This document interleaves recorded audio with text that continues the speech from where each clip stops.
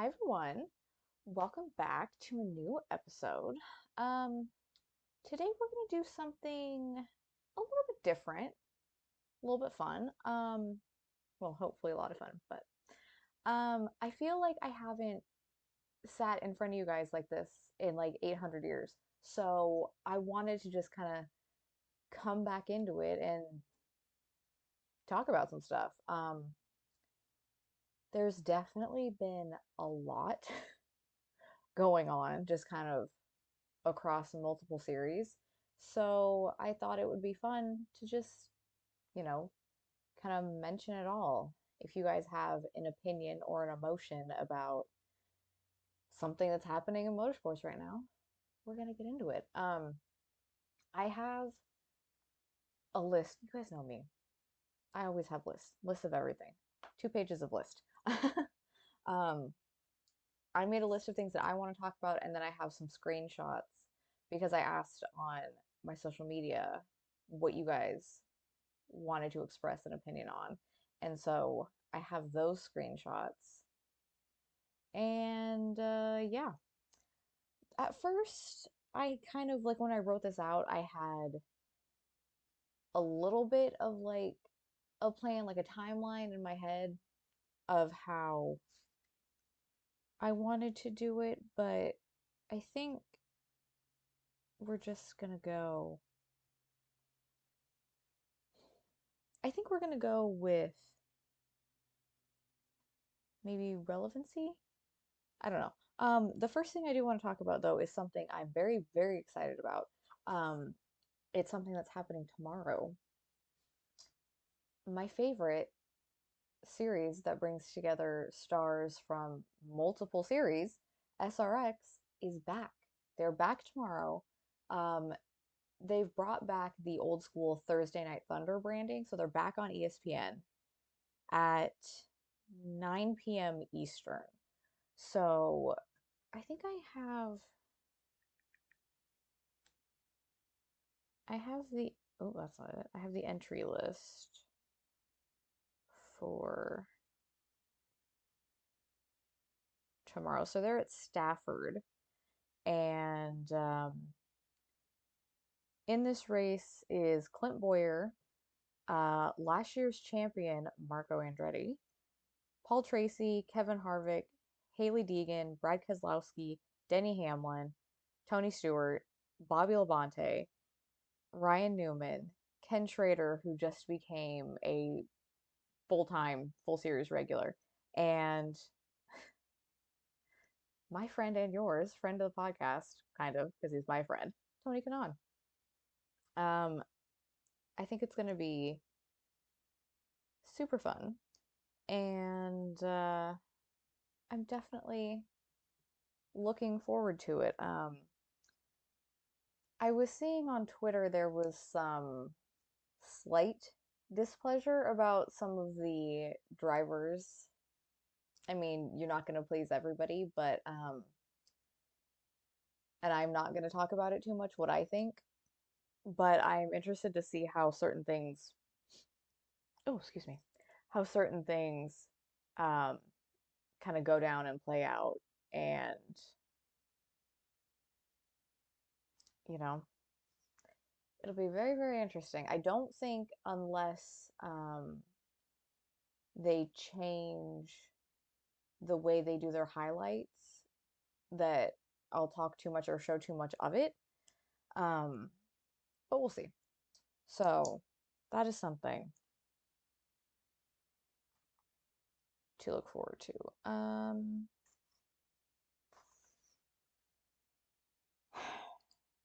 I think, okay, we're gonna do it this way. We're not doing it in chronological order. We're doing it by emotion, which it's a whole thing. Um, Something over the weekend that I really honestly, it gave me kind of like one of those like warm, fuzzy feelings is Corvette racing. So you guys know that they're ending their factory racing program at the end of the year to introduce their customer racing program. So, it's kind of, in a sense, end of an era type thing. Um, they were, they kind of split the team in half. They have their one car in IMSA and their other car in WEC, and um, in yeah, no, weird intrusive thoughts. We're moving on. Um, in IMSA, they ended up winning. They were at CTMP, yeah, Canadian Tire Motorsport Park.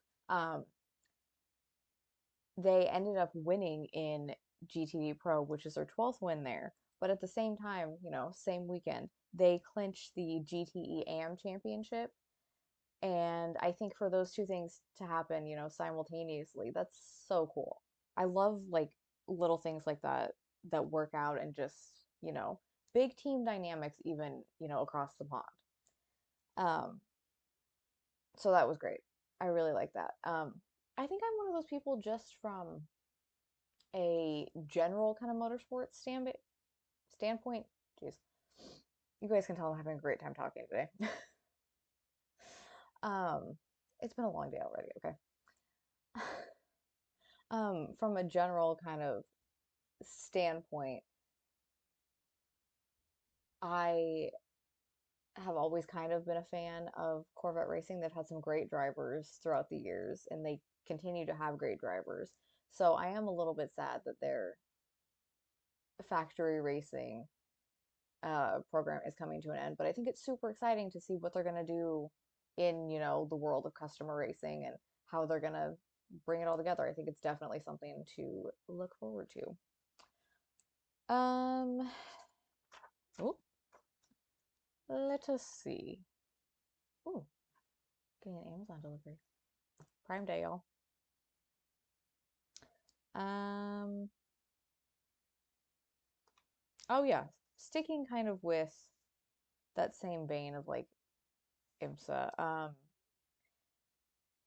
During the race weekend at Canadian Tire, they or Mosport. I'm just gonna call it Mosport because what everyone calls it. The IMPC race also took place, and I had mentioned to you guys, when was it? Detroit? Yeah, it was before the Detroit IMPC race that there was a team to look out for that was making their season debut, which was Thay's competition.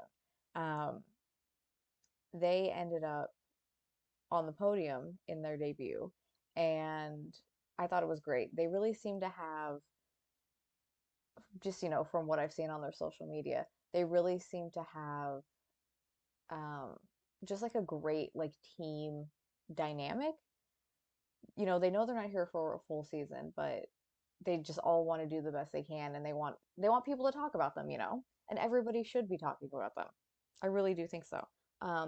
They ended up after a penalty from the winner, some post-race penalties from the winner, which, obviously took the win away. It bumped everybody up, so they ended up P4.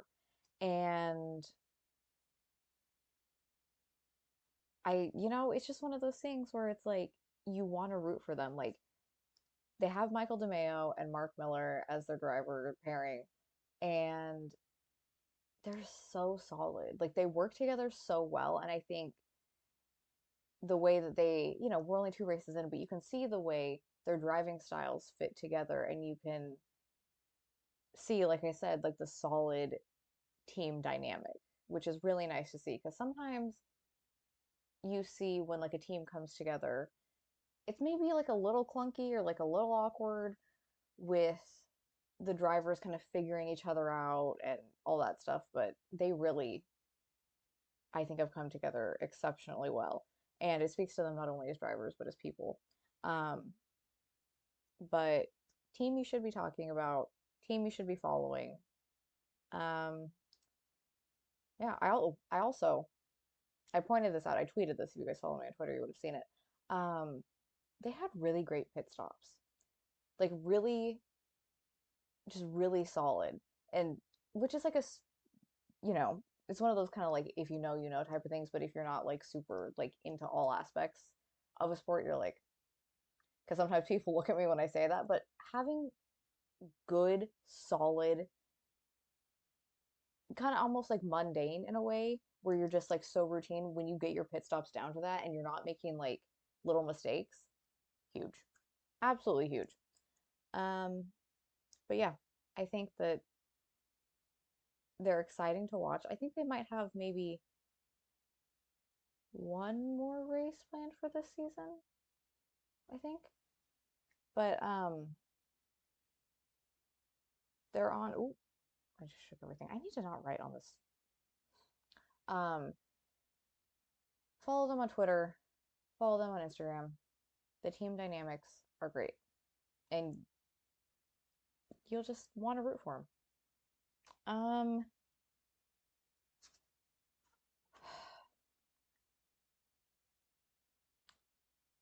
let us see. Okay, I feel like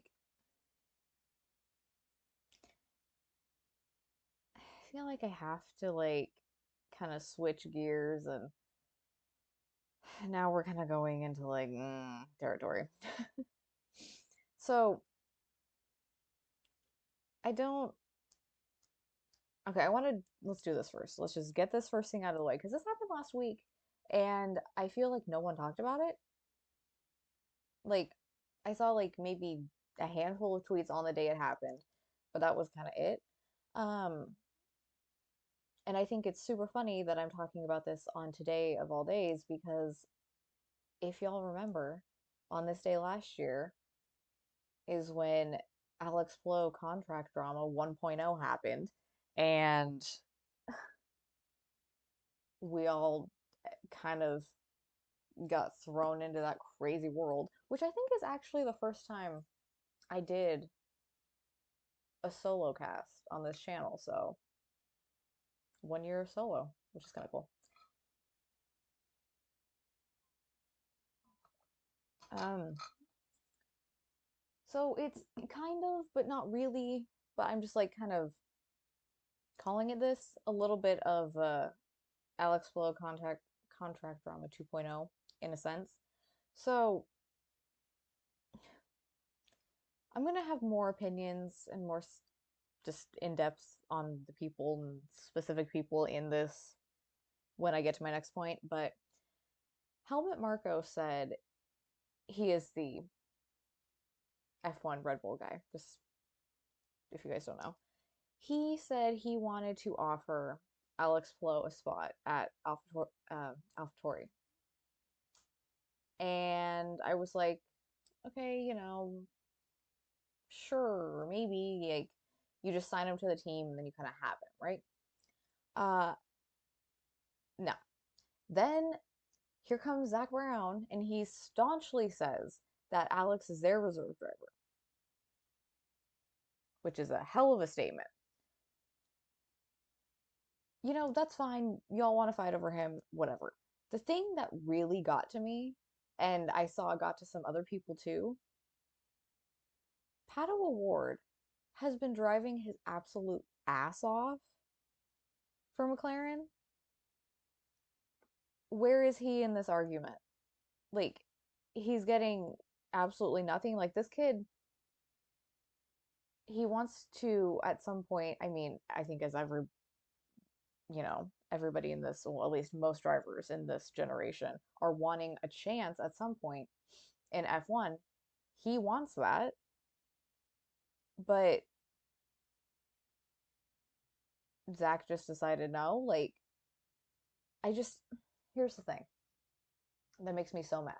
I do think that Pato is one of, if not the best driver of this current kind of like younger crop of drivers.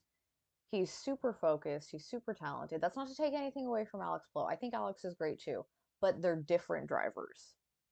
They're very different. I just get, it's just like, it's frustrating, but it's also like, it's a little bit maddening to me because I feel like Zach Brown squanders talent. I do. I feel like I mean, he has Pato sitting right here. Like, yeah, I know they've kind of done like a little bit of like testing and stuff together, but the fact that he's so ready to move on, that just annoys the shit out of me. I also feel like we can look to, for my point, the Daniel Ricciardo situation. That was so bad. The way he handled that and what happened to Daniel as a driver and a person during his tenure with McLaren is just honestly inexcusable. It was awful. And I don't understand how someone who wants to be the best and, have multiple teams and multiple series, how he can just be okay mishandling drivers like this. I really just like I up to this point I mean I had like one or two little issues with him. Mainly I didn't like the fact that he didn't appear in um 100 Days to Indy at all. He just kind of had a team representative do it. Um because I feel like he doesn't really care that much about his IndyCar team, even though out of all his teams are doing the best.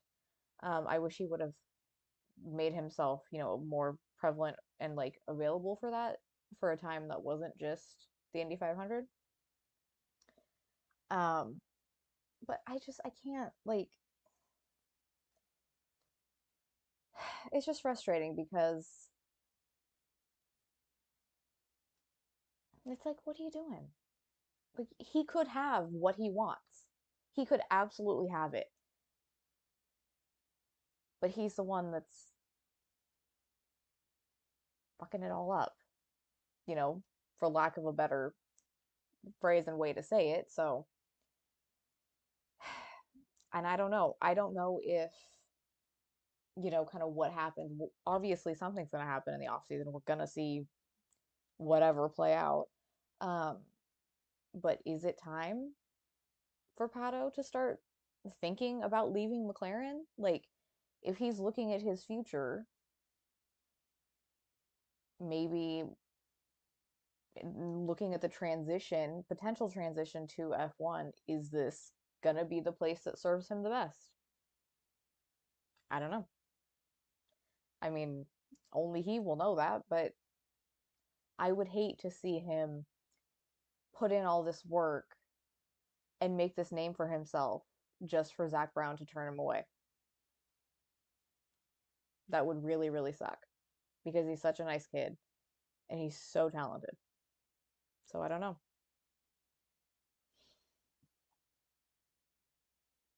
We're just gonna have to see how it all unfolds.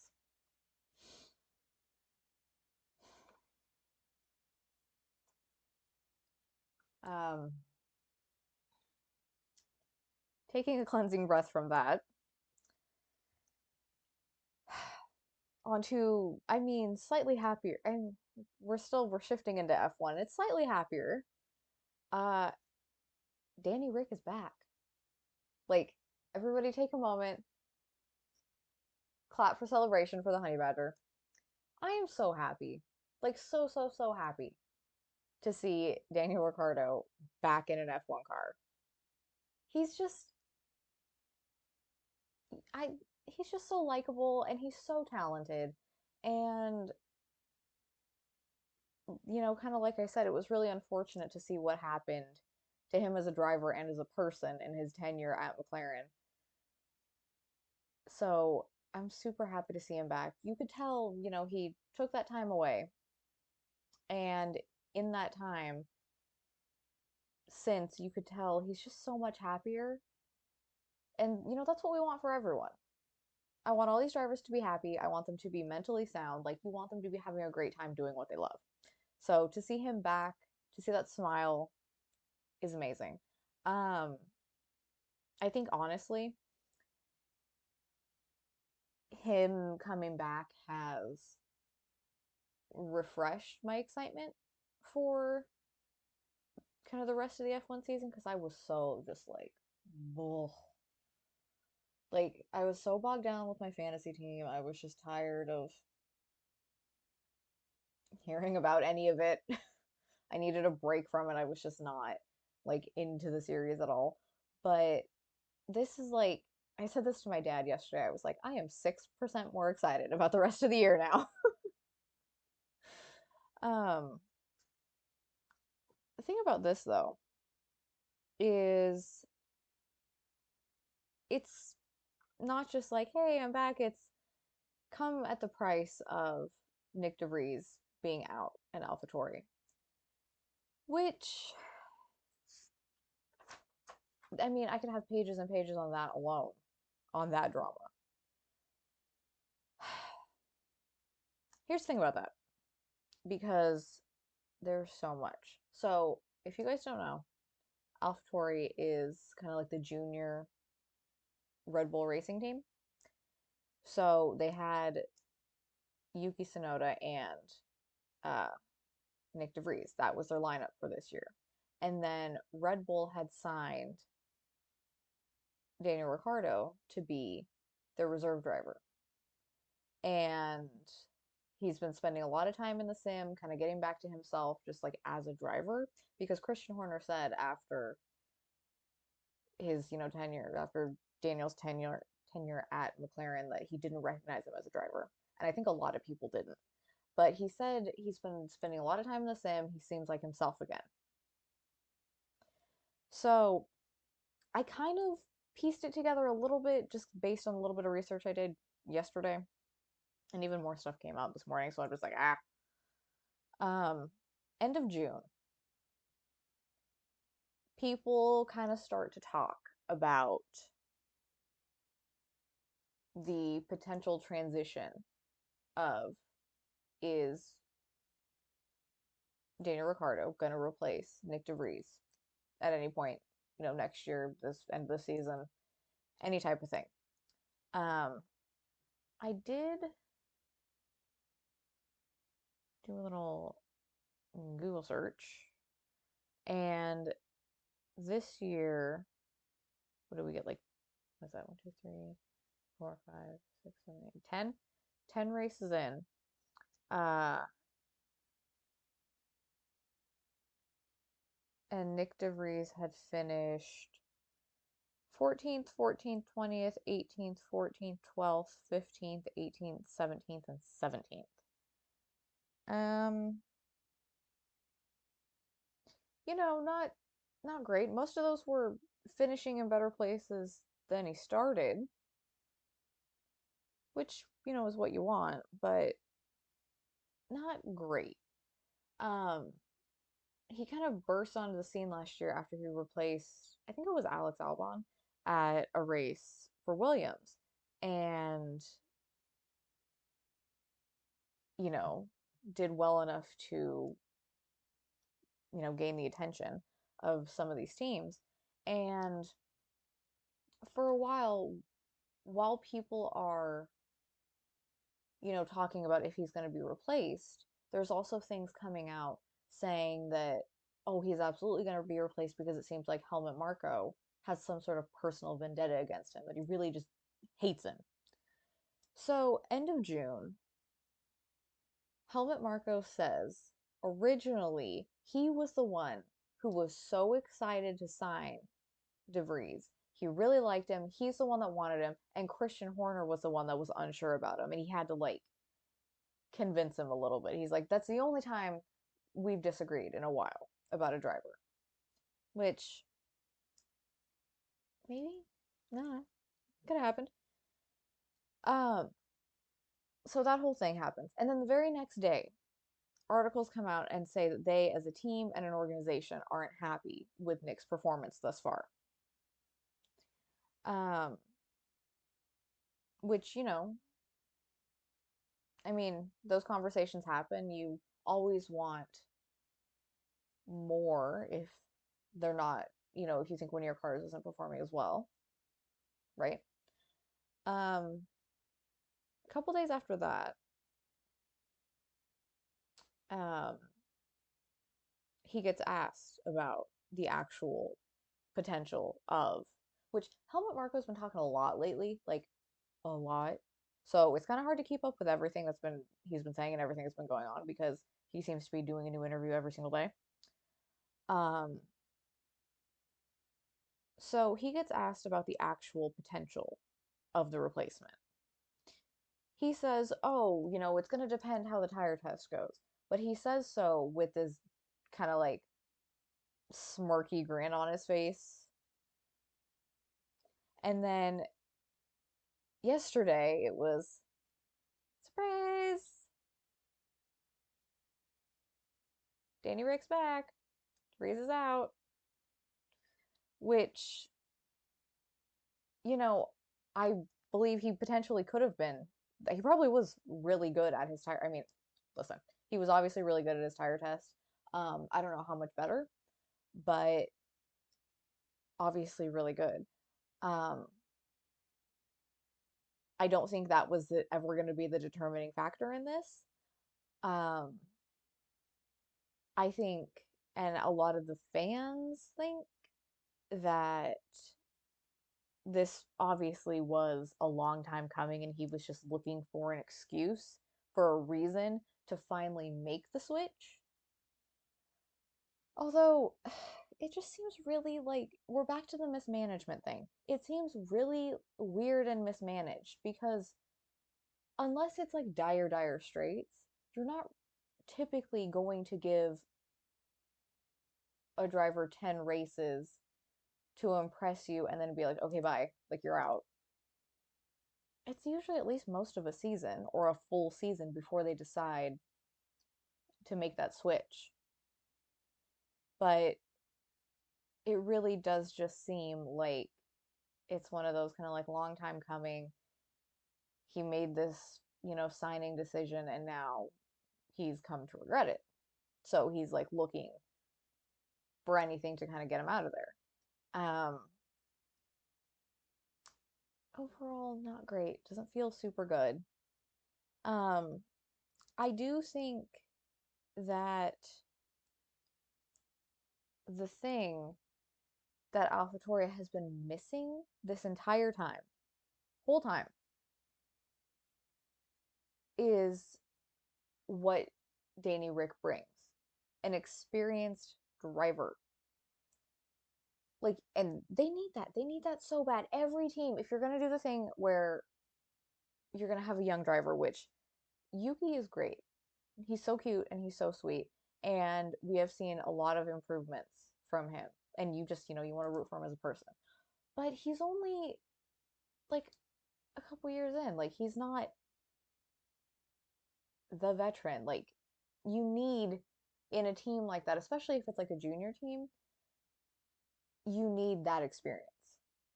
So I've kind of been saying for a while that they needed something or someone to bring that.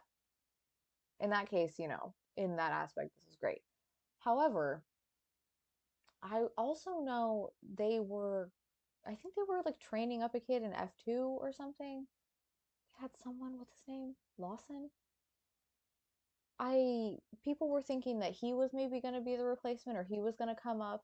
And then obviously this happened. So people have been questioning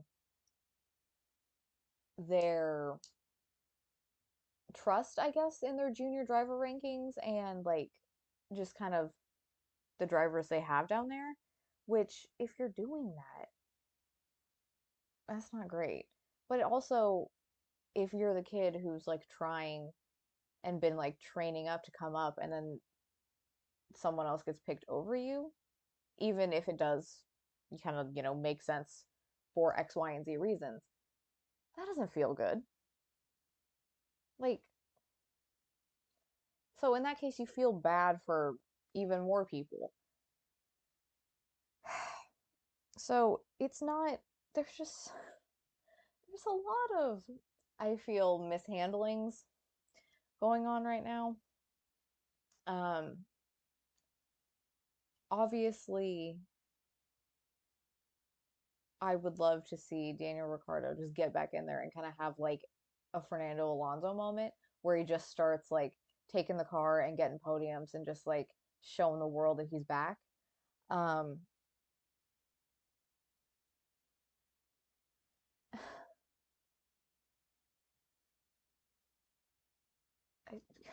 in a text message, just completely lost my train of thought. Um,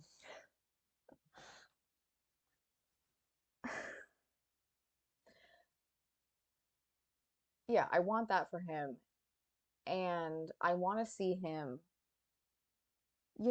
go back to the driver that we saw him being when he was at Red Bull originally. Um, if he can do that, I don't, obviously, I can't speak for the future of Red Bull and their driver lineup. Um, it would be really nice to see him back up there. I mean, they're obviously not going to get rid of Max. I don't know if after some of the kind of like the headbutting between the two, I would hope that they wouldn't get rid of Checo because I do really like him. Um, although Christian Horner said something totally unhinged about him the other day that made me so uncomfortable. Um, he kind of said that like when he's not like in the car, he's out there like making babies, and I was like, I don't like that. That made me very uncomfy. Um, so I mean, but if he's comfortable enough saying that, then I think they have a good relationship, and I don't think they would want to get rid of him. But I don't know. They're not just gonna magically add like a third, you know, regular driver up there. That's not how this sport works. Um, so it's really hard to tell what's gonna happen. I mean, you from weekend to weekend, it's incredibly hard to tell what's gonna happen in F1. You never know.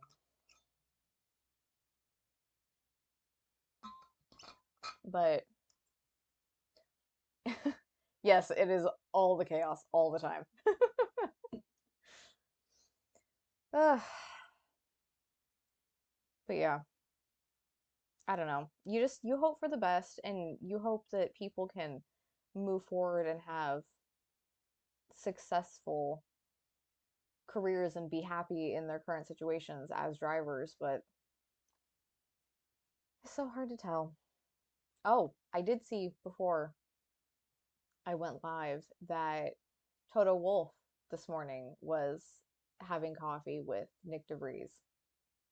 So Toto really does like to kind of pick and choose and go in there like a claw machine and grab up drivers once they become available. So he might be doing something with that. You also never know what happens there. Um, I also heard that Red Bull has tried to talk to Charles Leclerc and see like what it would take for him to move away from Ferrari. And I just, I feel like they got their, you know, what's what's the saying? They got their hand in too many pots or something. Like they're spooning in too many pots. I don't know. Like when you're doing too much, I feel like they're doing too much at the current moment. But we gonna have to see. I think that was the last of like my things specifically.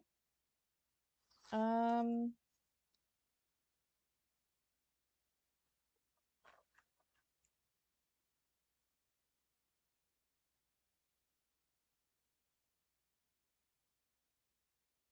oh, that makes sense.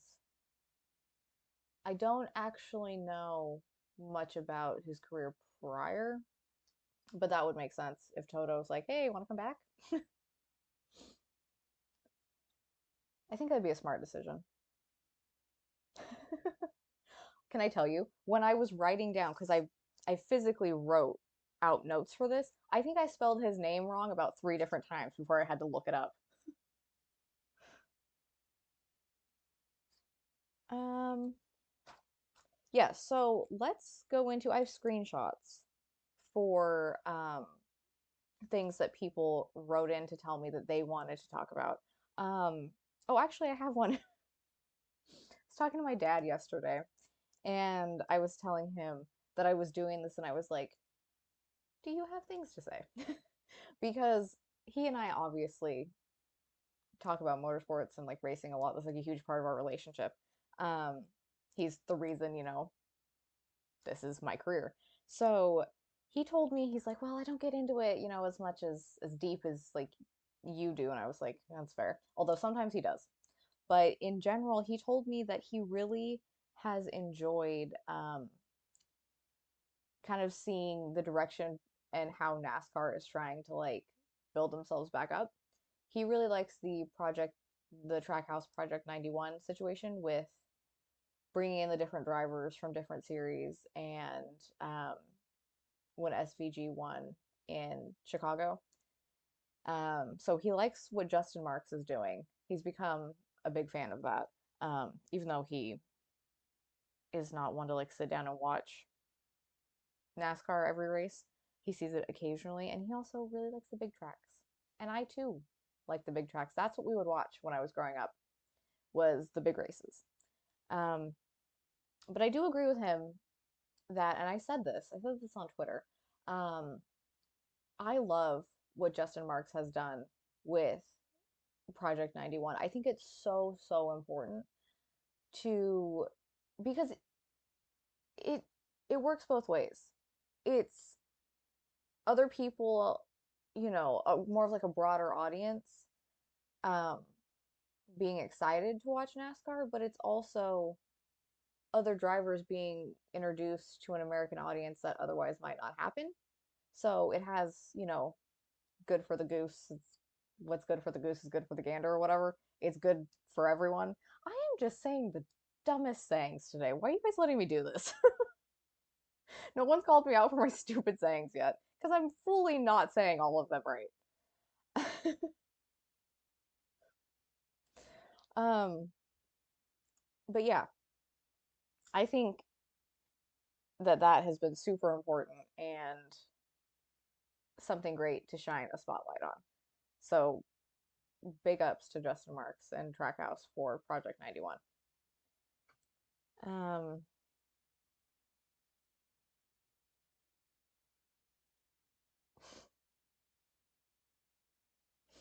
okay, what do I have? I have screenshots.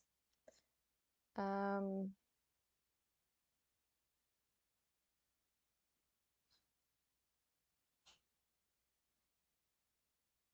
okay. Someone, let's see.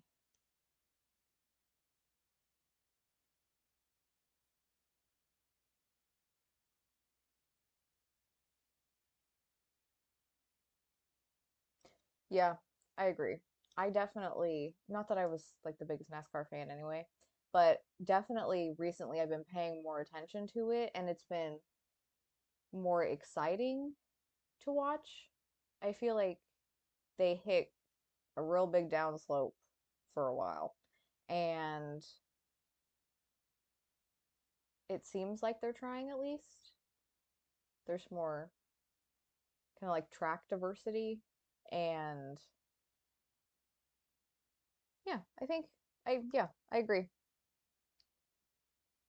I like kind of the direction that they're trending in.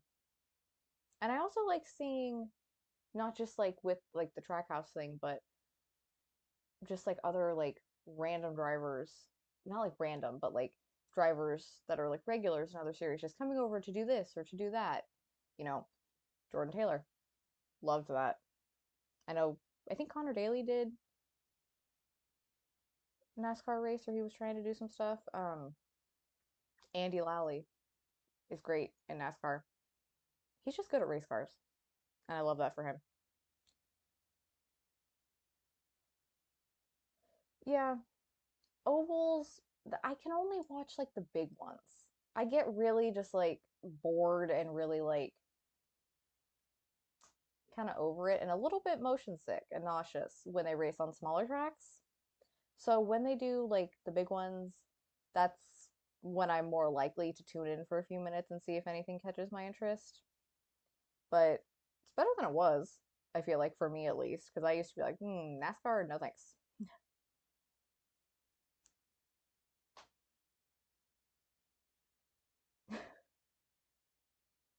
That's very fair.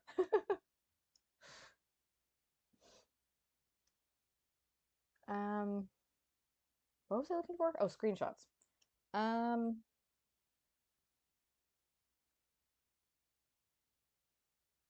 Okay. Someone said, I guess, yeah, we're going into, yeah, one of these things actually fits into something else I want to talk about. The second point does. Okay. Um, Someone said Saturday Grand Prix. It's not enough they give us sprint races to ruin the build-up, but now they're taking away the Sunday race as well. Fuming. The sport was better under Bernie. Ooh, okay, girl.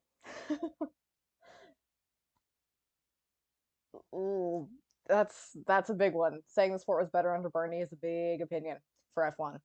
Um, I understand that for next season for F1. Okay, this is something I didn't write down, but now that I remembered it, I'm going to be mad about it. Why? I'm going to try not to say every curse word I know. Why, for the love of all that is good and holy, why are they trying to make their race season go from February to December? What is wrong with them? That's stupid. First of all, it's too long. Nobody asked for this. No one asked for the race season to be that long. Second of all, how are you going to give your teams and your drivers and your crew and everybody ample time off to have vacation and have the holidays and like break down the cars and then make all these upgrades and then put them back on track and then be ready to race in February? It just doesn't make logical sense. It does not make logical sense at all to do that. It's ridiculous. Pinnacle of Motorsports my ass. Like, no. Why? No. No. Um, I think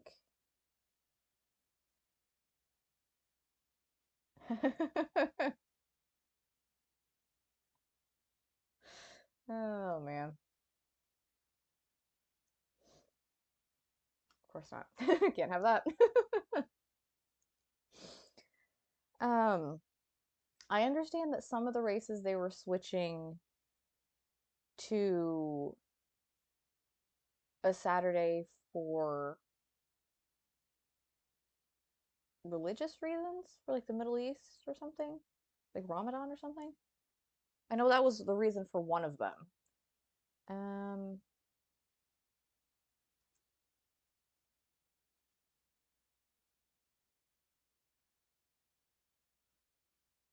let's do some internet research.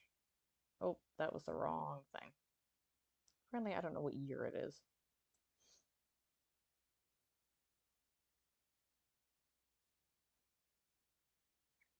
Yeah, 3 Saturday night races.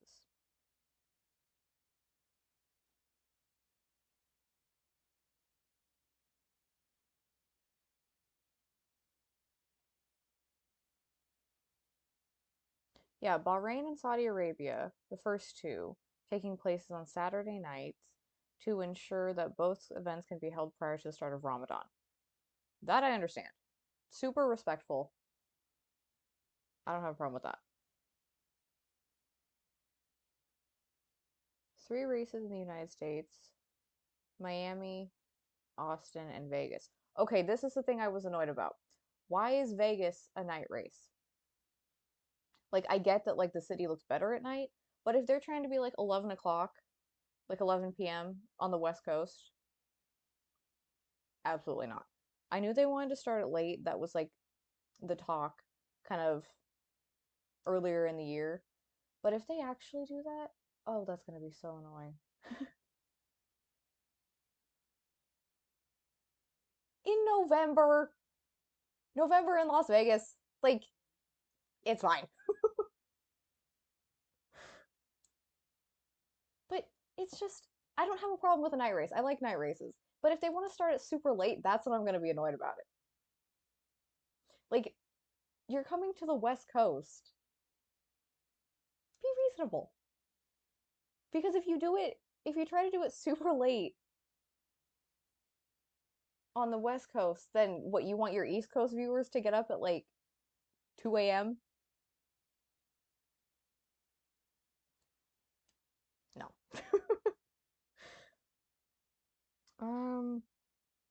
What else are they doing for next year? Oh, they put China back on the calendar. I saw some people were not super happy about that.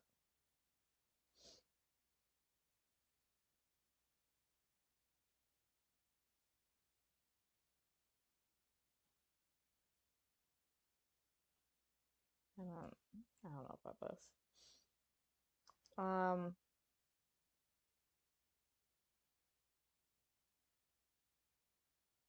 yeah, see? Only 75. Totally reasonable.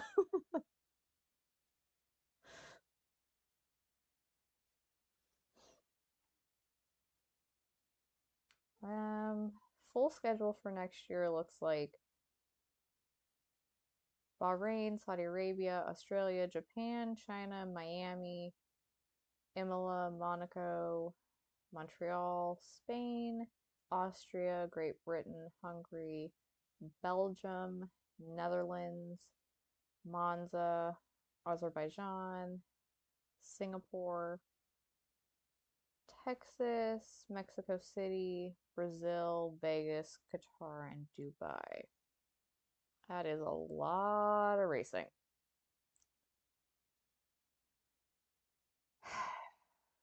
I don't I don't know about that.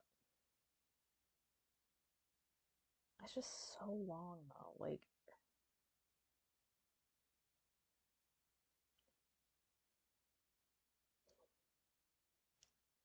I think that's going to be taxing for kind of everyone involved. Um but one of the points I wanted to go back to that this person said um was that this sport was better under Bernie, which was like, ooh, was a hell of a statement because Bernie did a lot of things that were not great. Um, and he still kind of does. People still keep asking his opinion, and he keeps talking about things. And I wish he would not do that. I wish he would just be like 90 years old and go away and like live out, his days with his family. I kind of feel like he needs to be further away from the sport. Um, at least at this point. And it's a really good thing that Emu's not here because the more I tell her about Bernie, the more she really doesn't like him. So probably a good thing she's not here for that. Let's see. Someone else. Oh, this one's for IMSA, which actually kind of goes with something else I wanted to say too. Um, Someone said, sad sports cars has evolved into who can write the checks after just a few races without actually racing in close quarters. This, along with boys have at it attitude, oh, with the boys have at it attitude, has led to much asshattery. I mean, he's not wrong in a sense. Um, we've spent a lot of time this year talking about specifically LMP3 and how the sheer difference in experience and driving abilities um, down there with like the GT cars and even the other LMPs and like the GTPs has caused a lot of damage and a lot of money and I think some suspensions as well. Yeah, they're getting yeeted out of here and super excited about it. Like, it's not that every single person in LMP3 is a bad driver because there are some really good drivers. And I know that there are some teams that are going to make the jump up to LMP2 next year. And I know that uh, the Riley, the 74, the one I always pick in our predictions race, is going up there. And I know some other people are too. So in those cases, I'm good. I'm like happy to see it. I think it's good. In other cases, get the dentist out of here. Go back to your VP Racing Series and just please stop crashing into everybody. Yes, exactly. Um, I do also think, um, and I hate to say this because I've thought for a while that IMSA has been pretty good about this, but the way they've been stewarding and the way they've been handing out penalties is not right. They've been so lax recently with the way they've been doing this. And I'm like, you don't just give a drive through for shunting someone off, putting them in the wall for no reason. No, go put them in the timeout corner, go sit there, think about what you did, take your stop and go. Take a fine, take something else. But just your casual drive through penalty is not it anymore. It's not cutting it. They got to start like really tightening up the reins again because this ain't it. And we're seeing a lot of just kind of reckless, kind of stupid moves being made. And we're better than this. The drivers are, and the series. So I'm hoping, because it's not just fans that are talking about it, it's drivers and teams as well. Okay, well, yes, that did happen. That should have happened. That was the right call. But it's just kind of an overall sense of we can do better and we should be doing better. There have been like some little things that are just kind of adding up. And you kind of start to think, like, uh oh. Like, I don't want to think, uh oh. But we just need to raise the standards, get back to how it used to be, and then we'll be fine.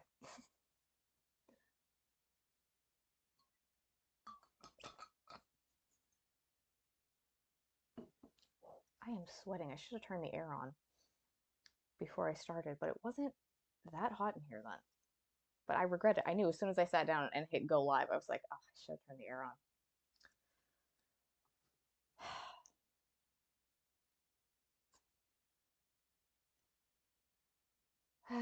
Gosh. Okay. What else? That might have been it for that. I'm trying to think.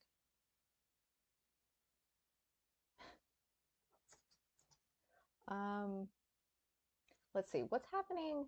I have my calendar on the wall over there. Let me see if I can like stare at it hard enough. It's kind of far away to see what's happening. Oh, okay. Um, IndyCar Toronto this weekend. Always excited for that. They've had some great races in Toronto, so you always know it's gonna be good. Um, ugh. Oh,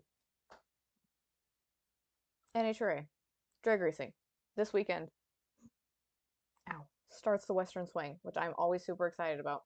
It's the three races: Denver, Seattle, Sonoma. I had to think this weekend because they changed the order again. Um, Denver, Seattle, Sonoma, three race swing, back to back to back weekends. You can't go home. You can't go get new parts. If you break your car, you got to work with what you got or try and like panic to get something from your home base. But love the Western Swing. No one has swept the swing since Antron Brown in 2009. Greg Anderson almost did it a couple years ago. He came just shy in the final in Seattle, but super excited for that.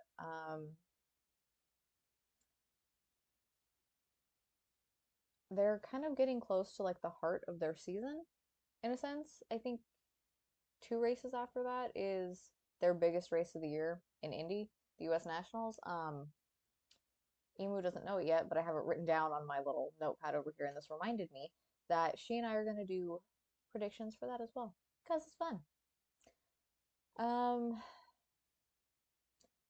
but yeah, I think that might actually be it. I think I hit all my points.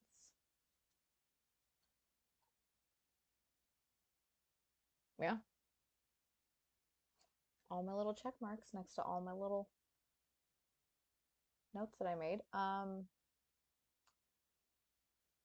Obviously, I would love to hear, always, I love to hear what you guys have to think. If you're watching this on YouTube, hi YouTube, um, leave a comment and let me know what your opinions are. Um, but yeah, I think that's gonna do it for this one. I'm trying to think what's next, like for us, like stream wise. I have a couple things maybe that I want to do, but we got to see how a couple things unfold first. Um, but yeah. Um, as always, thanks for watching. Thanks for hanging out and following along. We appreciate all your support. You guys have no idea. Um, but yeah, have a good rest of your day. Have a good rest of your week. And I will see you next time. Bye, guys.